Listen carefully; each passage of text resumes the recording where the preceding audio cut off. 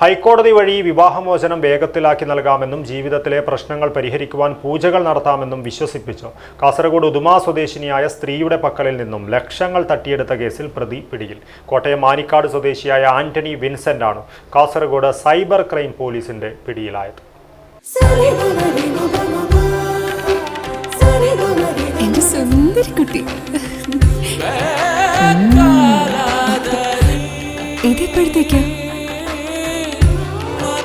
Your life, your moments. Sultan Diamonds and Gold. Treasure the golden moments of your life. കൊല്ലം നെന്മലയിൽ വച്ചാണ് പ്രതിയെ പിടികൂടിയത്. 2025 September 17 മുതൽ 2026 ജനുവരി 2 വരെയുള്ള കാലയളവിലാണ് കേസിനാസ്പദമായ സംഭവം നടന്നത്.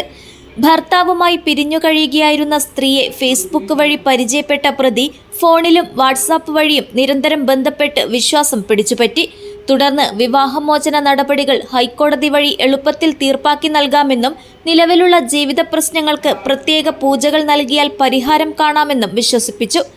ഇത് മുഖവിലക്കെടുത്ത യുവതിയുടെ വിവിധ ബാങ്ക് അക്കൗണ്ടുകൾ വഴി പലപ്പോഴായി 13,16,731 രൂപ പ്രതി തട്ടിയെടുക്കുകയായിരുന്നു.